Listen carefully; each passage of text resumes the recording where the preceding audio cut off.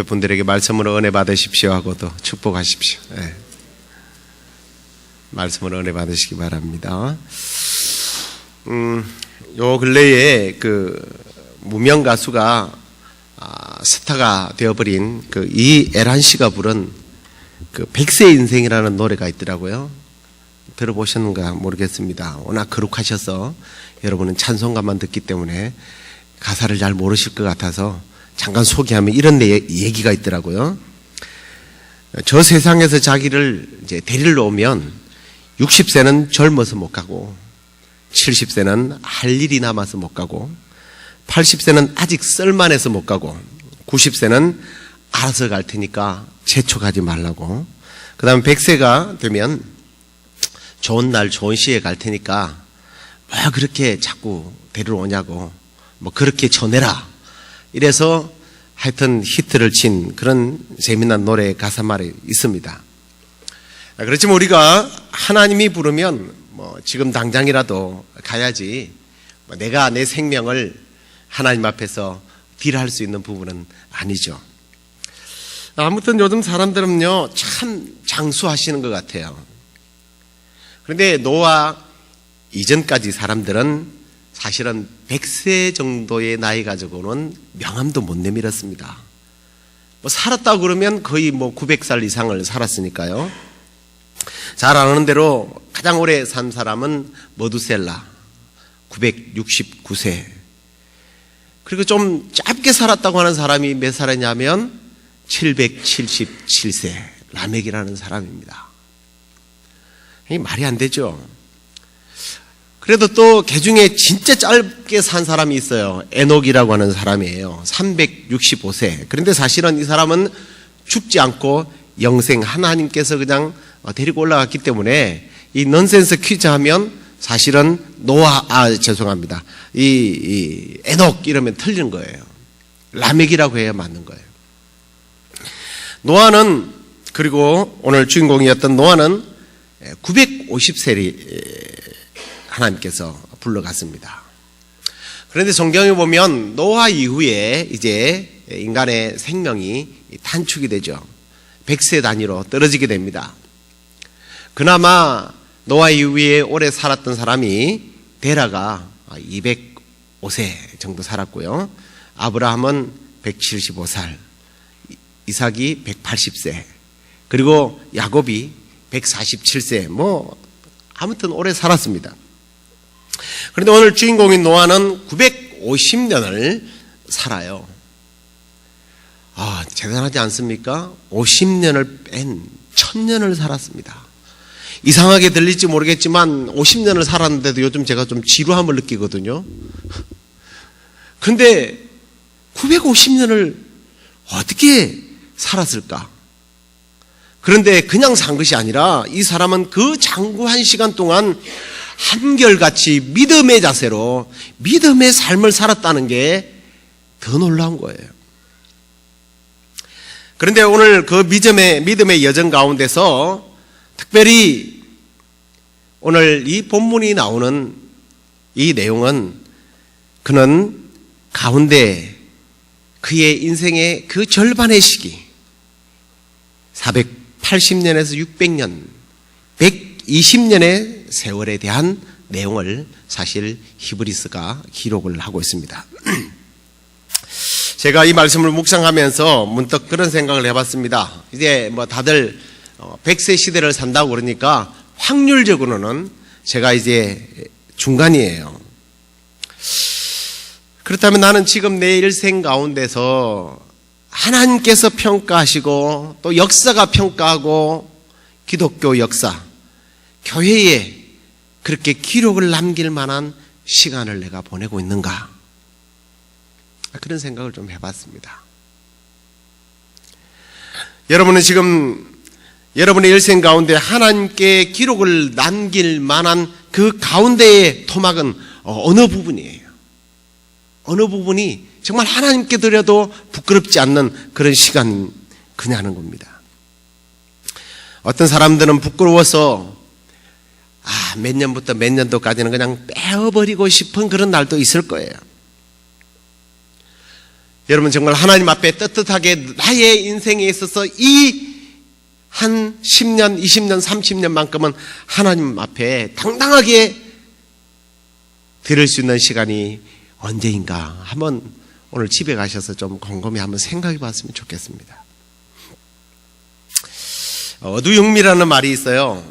생선은 머리가 맛있고 육고기는 꼬리가 맛있다는 말인데 사실은 이게 틀린 표현이라고 그래요. 어두일미라는 말이 맞는 말이라고 합니다. 물고기는 머리 부분이 맛있다라는 뜻입니다. 근데 머리 부분이 맛있는 물고기가 있긴 하지만 사실은 먹어보면 대부분의 물고기는 몸통이 맛있어요. 우리 특히 어머니들 세대들은 자식들에게 어두일미라는 말을 많이 하면서 자식들에게 맛있는 몸통을 주고 자기는 머리 부분을 먹습니다. 심지어는 장어 꼬리가 몸에 좋다고 그러면서 장어 꼬리만 먹는 어머니들도 계셨어요. 어떤 남자들은 장어 꼬리가 정력에 좋다나? 그런데 실제로는 전혀 그렇지 않답니다. 꼬리 부분 먹을 것도 없어요. 그런데 어머니는 자식들에게 주기 위해서 어두육미라는 거짓말을 하면서 먹어요. 아유, 저 사람이 고기 맛을 모르네. 제가 섬 사람이에요. 생선을 여러분 평생도록 먹어본 만큼을 저는 한 1년 만에 먹어치운 사람이에요. 생선은 몸통이 맛있습니다. 제가 노아의 생애에 대해서 설교를 준비하면서 노아를 기뻐하시며 그 가정을 축복하신 이유가 어디 있을까? 라고 생각해 보니까 노아는요, 어두육미, 어두일미 이런 게 아니라 그의 가운데 인생을 정말 하나님 앞에 정성을 다해서 부끄럽지 않는 시간을 보냈다는 겁니다.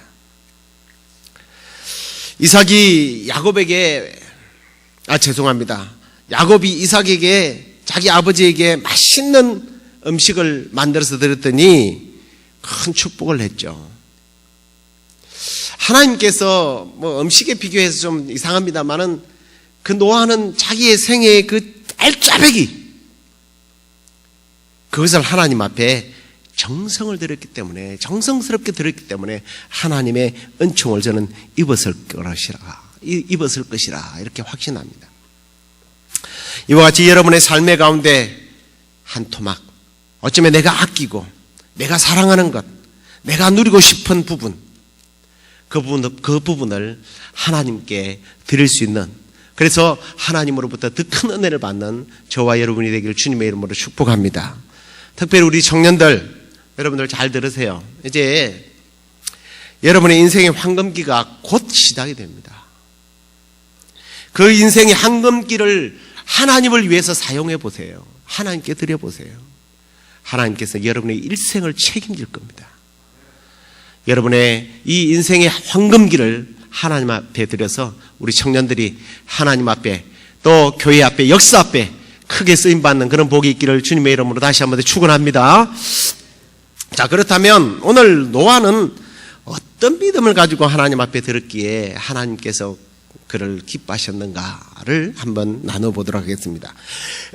첫 번째로 그는 하나님을 경외하는 믿음을 가지고 있었어요. 오늘 7절 말씀을 보면 믿음으로 노아는 아직 보지 못하는 일에 경고하심을 받아 경외함으로 라는 말씀을 하고 있습니다. 자, 노아가 받은 경고가 무엇인지 창세기 6장 13절과 17절에 이렇게 말합니다. 하나님이 노아에게 이르시되 모든 혈육 있는 자의 강포가 땅에 가득함으로 그 끝날이 내 앞에 이르렀으니 내가 그들을 땅과 함께 멸할 것이다. 내가 홍수를 땅에 일으켜 물어 생명의 기식이 있는 육체를 천하에 멸절하리니 땅에 있는 자가 다 죽을 것이다 라고 하는 경고의 메시지를 듣습니다. 다시 말해서 세상에 홍수가 일어나서 대심판을 받게 된다는 경고를 받게 되죠. 자, 그런데요, 여러분들이 성경을 창세기들은 다 많이 읽어보셨을 거예요. 대부분 성경을 일독해야지 하고 창세기만 벌써 수십 번을 읽은 사람들도 있기 때문에 이건 쉽게 그냥 제가 이야기를 해도 다 알아들을 것 같아요. 여러분 한번 그 장면들을 연상해 보십시오. 홍수로 세상을 멸하기 전에 세상이 어떠했는지, 성경에 보면 홍수가 나기까지 비라는 말이 홍수라는 말이 없습니다. 매일 해가 뜨고 해가 지고 그리고 적당하게 내리는 비들, 얼마나 땅이 풍요롭고 평화로웠겠습니까? 물론 하나님께서 엉겅퀴를 내게 하셔서 그런 부분도 있었지만, 오늘날 과학자들이 말하기를 그 당시에는 이 지구를 물이 수포를 싸고 있어서 온실은 아닙니다만은 그렇게 춥고 덥고 한 날씨가 없이 사람들이 생활하기에 너무 좋은 날씨였다고 그렇게들 이야기합니다. 매일매일 평화로웠을 겁니다. 그리고 노아 홍수가 나오는 창세기 6장 나오는 이야기를 보면 사람들이 땅 위에 번성했다라는 말이 있습니다. 흥왕했다는 말이에요. 다 잘 되었다는 얘기입니다. 풍요로웠다는 얘기입니다. 얼마나 풍요로웠느냐면 이제 먹고 살만하니까 특히 하나님의 사람들이 눈을 세상을 향해서 점점 돌리기 시작합니다. 그래서 이렇게 말합니다. 하나님의 아들들이 사람의 딸들의 아름다움을 보고 거기에 빠져서 자기 아내로 삼았더라. 이 말은 천사가 인간과 결혼했다는 말이 아니고요, 하나님을 잘 섬기는 사람들이 배부리고 등 따시니까 점점 세상의 세욕에 빠져 들어갔다는 얘기입니다.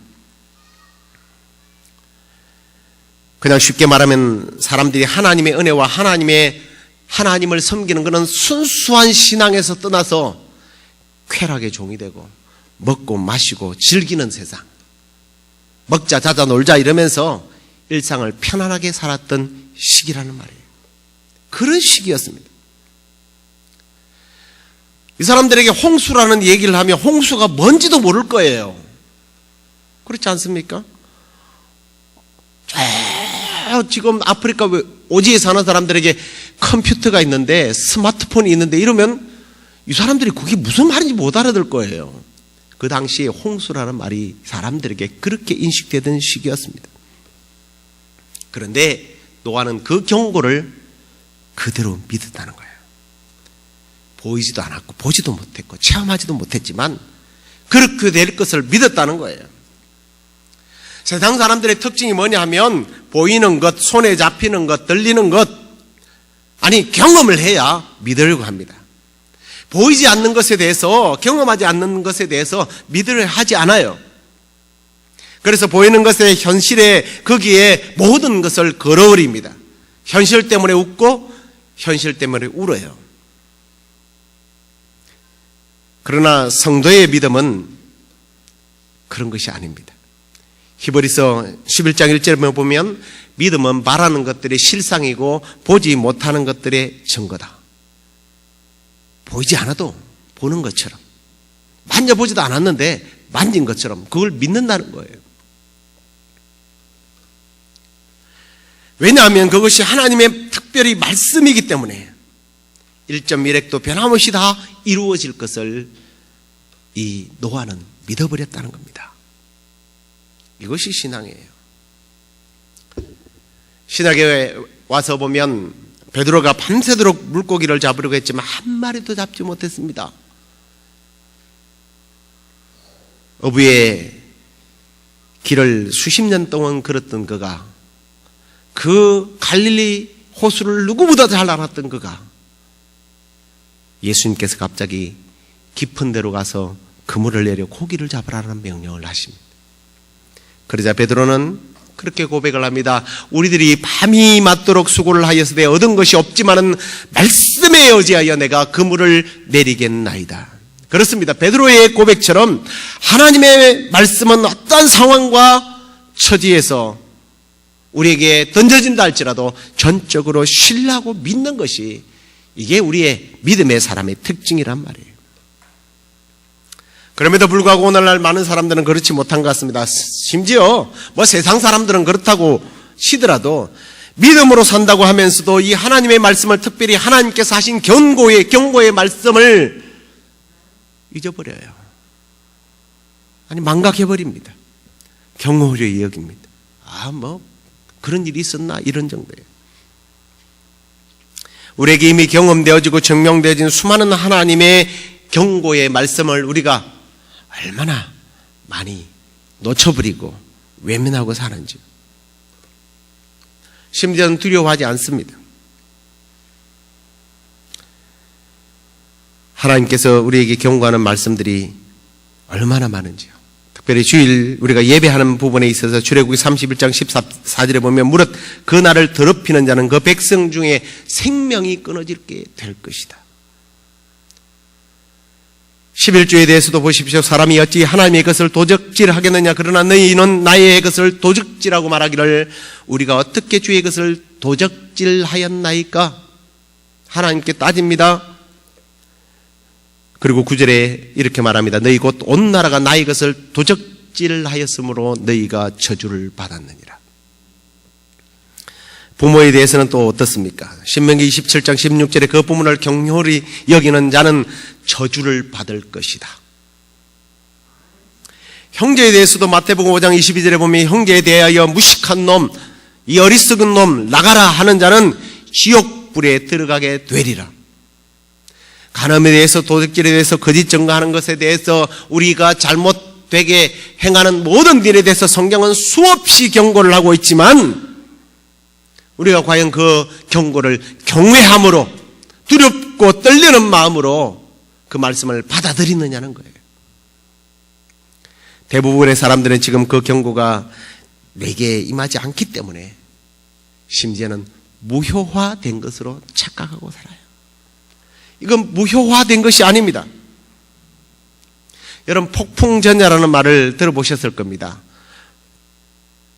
폭풍전야, 태풍의 눈에는요 갑자기 조용해져요.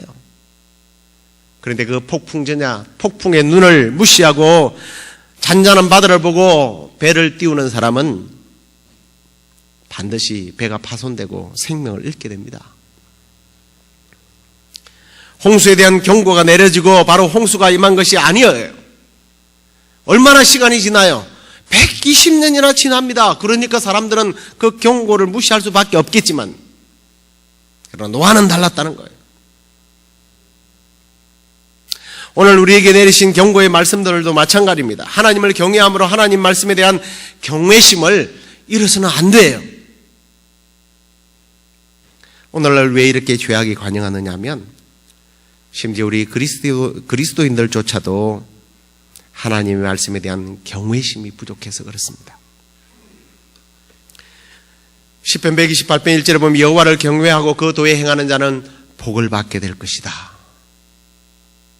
하나님을 경외하는 것이 손해가 아니에요. 복이라는 거죠.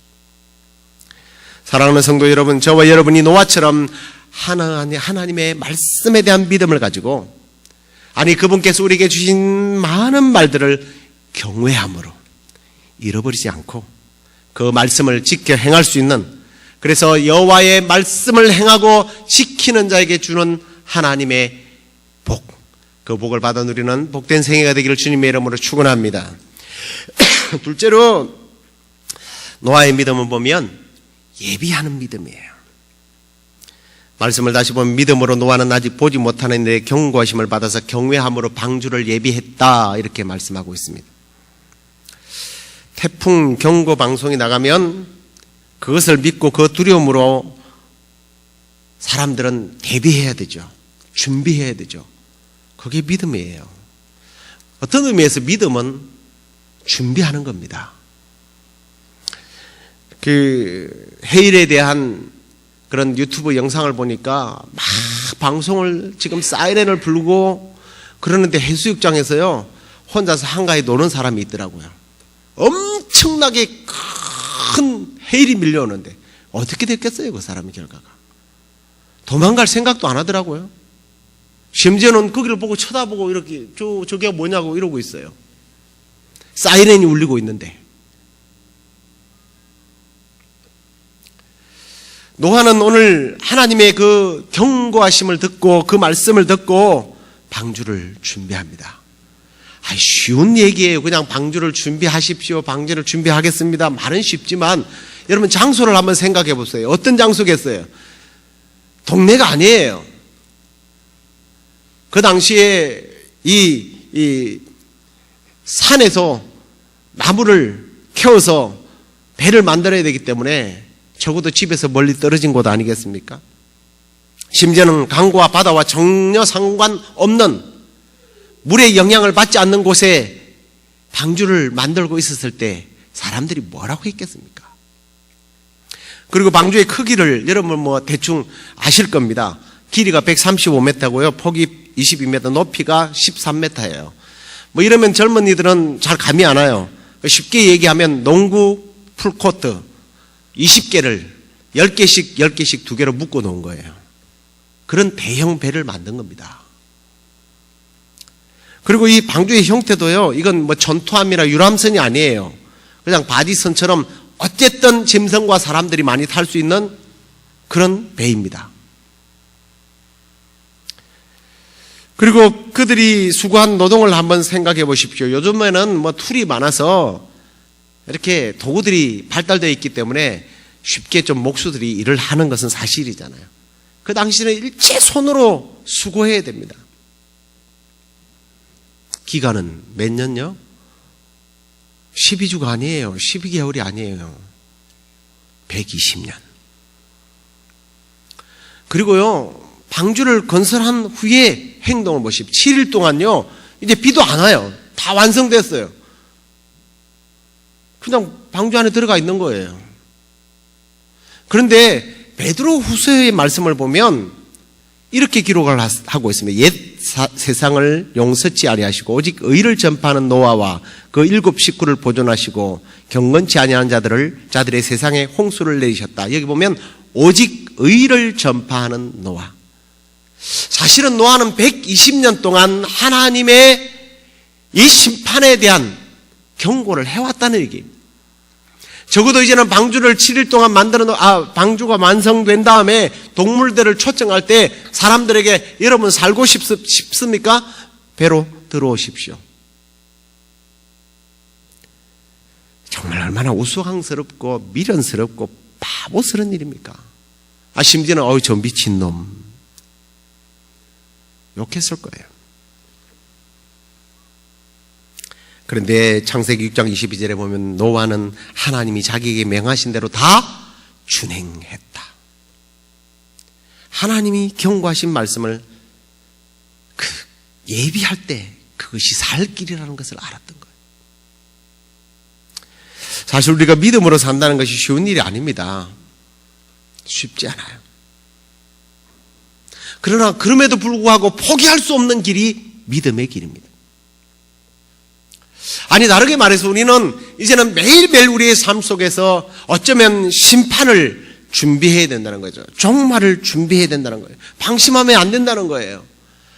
무슨 지금 이렇게 평화로운 땅에 평화로운 시간에 종말을 이야기한단 말인가?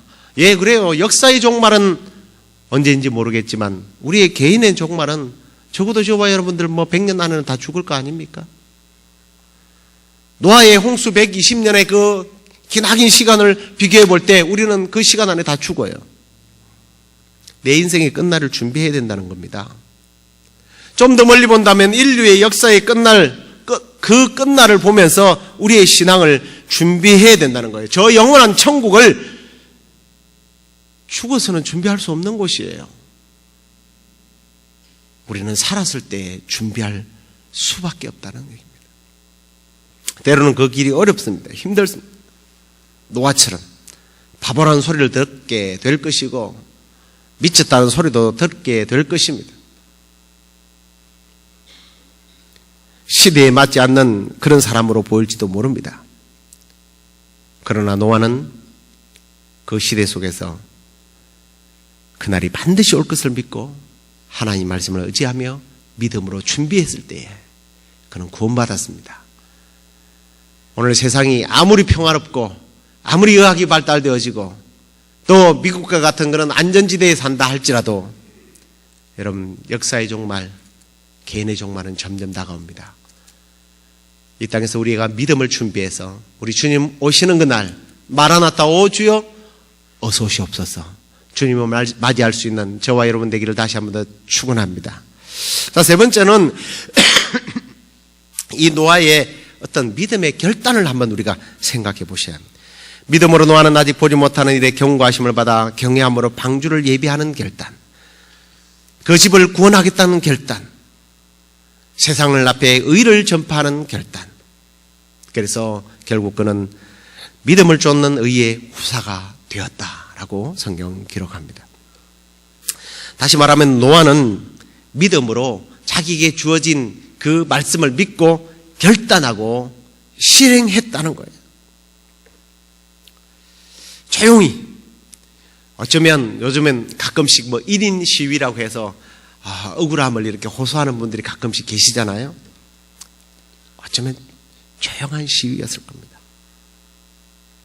그렇지만 한편으로 볼 때는 이건 굉장히 강력한 세상 앞에서의 저항이에요.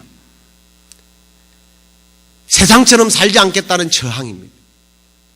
세상처럼 살아서는 안 된다고 하는 결단이에요. 우리가 하나님의 말씀을 순종하려면 육체와 세상 앞에서 저항하지 않으면 우리도 그렇게 세상처럼, 아니 노아 홍수 시대에 심판을 받았던 사람들처럼 그렇게 물에 휩쓸려서 심판당할 수밖에 없다는 겁니다. 그런데 오늘날 크리스찬들이 쉽게 세상과 싸우기를 포기하고 세상과 더 이상 저항하지 않습니다.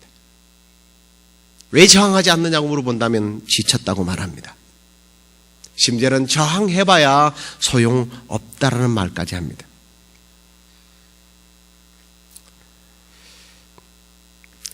여러분, 세상을 사랑하면 하나님과 원수된다고 그랬죠. 우리가 세상을 대항하지 않으면 사실은 하나님을 대항하는 자리에 서 있는 거예요. 태양을 향해 서지 않으면 태양을 등지고 서야 합니다. 우리가 반쯤 서서 어디로 가야 할지 다리를 걸쳐놓고 더 이상 머뭇거릴 수 없다는 얘기예요. 제가 지금 끈을 하나 시청각을 위해서 준비해 왔는데요. 양쪽 끈을 잡고 있어요. 이걸 끝까지 이렇게 붙들고 있으면 어느 쪽으로도 갈 수 없어요. 어느 한쪽은 나야 이쪽으로 가는 거예요. 하나님과 세상을 이렇게 막 끝까지 부여잡고 팽팽하게 있다 보니까 이것도 저것도 아니게 살아가는 거예요. 이제 우리는 세상을 놔야 돼요. 세상의 줄을 놔야 합니다. 하나님의 줄을 붙잡아야 합니다. 하나님의 줄은 너무나 튼튼해서 환난이나 핍박이나 기근이나 심지어는 천사라 할지라도 끊을 수 없는 그 하나님의 끈, 그 하나님의 줄을 잡고 우리가 따라가야 된다는 거예요. 하나님의 말씀을 끈을 놓으면 우리는 세상으로 가게 되어 있어요. 우리는 결단해야 합니다. 그런데 오늘날 크리스찬들이 너무 물러 빠졌어요. 제 자신부터 그렇죠. 너무 약해 있어요. 특징이 없습니다. 강력한 그리스도인의 정체성을 다 잃어버렸어요. 포기해버렸어요. 그러다 보니까 세상은 더 이상 우리를 핍박하지 않습니다. 핍박할 필요가 없기 때문에. 어떤 분이 그런 얘기를 하더라고요. 마귀가 하나님 앞에 가가지고 맨날 하나님 앞에 하소연한대요. 그게 뭔지 아십니까? 저는 참 웃으면서도 참 설득력이 있네 라는 생각이 들어요. 지가 비실비실해가지고 지가 신앙생활 안 하고 지가 그냥 지 맛대로 살다가 픽픽 쓰러져 나자빠지면서 자꾸 마귀한테 그랬다고 핑계를 댄대요. 그래서 마귀가 억울해가지고 하나님 나는 손도 안 댔어요. 제 손도 안 댔어요. 지가 택하고 지가 잘못해서 저런 거지. 나 아무 짓도 안 했어요. 그러면서 사탄이 막 하나님 앞에 불평을 토한대요. 와, 이건 웃으라고 한 얘기인지 우리 소름 끼치라고 하는 얘기인지 저는 소름 끼쳐요. 여러분의 신앙이 그렇지 않습니까? 사단이 손댈 필요도 없고 그냥 가만히 놔두면 그냥 그대로 쓰러져 버릴 필요도 없는,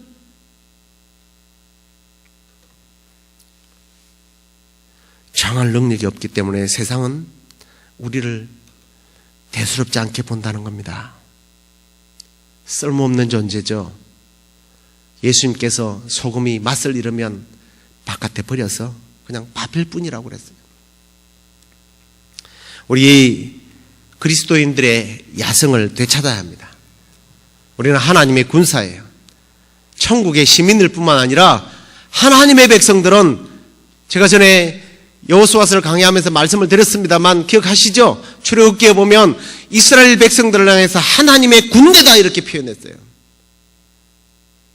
뭐 영감님도 계실 거고 환자도 있을 거고 어린아이도 있을 거고 별 볼 일 없어 보이는 아무 무장이 되지 않는 이스라엘 백성들을 향해서 하나님이 바라보시는 관점은 나의 군대라고 말했어요. 세상이 볼 때 우리가 아무것도 아닌 자처럼 보일 수도 있습니다. 돈도 없고 병들어 있고 이제 나이 들어서 죽을 날만 바라보는 아이도 있을 것이고 그런 어른들도 있을 것이고 심지어는 우리 몸에 장애가 있어서 전혀 세상에 영향력을 줄 수 없는 그런 사람들도 있어요. 그렇지만 우리 하나님이 보시기에는 믿음을 가진 사람은 하나님의 군대로 본단 말이에요. 하나님의 군대가 자기의 능력을 상실해버리고 패단방이 될 수는 없잖아요. 우리가 하나님의 말씀을 믿고 하나님을 더 두려워하고 하나님 편에 서게 될 때에 세상은 이제 우리와 원수가 되기 시작할 거예요. 심지어는 세상이 우리를 두려워할 겁니다. 히브리서 오늘 우리가 읽었던 이 11장의 기록들을 나중에 나오는 기록들을 아시죠? 다 죽어가고 있었습니다. 핍박을 당해서 죽어가고 있었어요. 그런데도 성경은 이렇게 표현합니다. 세상이 감당하지 못했다. 승리자가 되었다는 얘기입니다.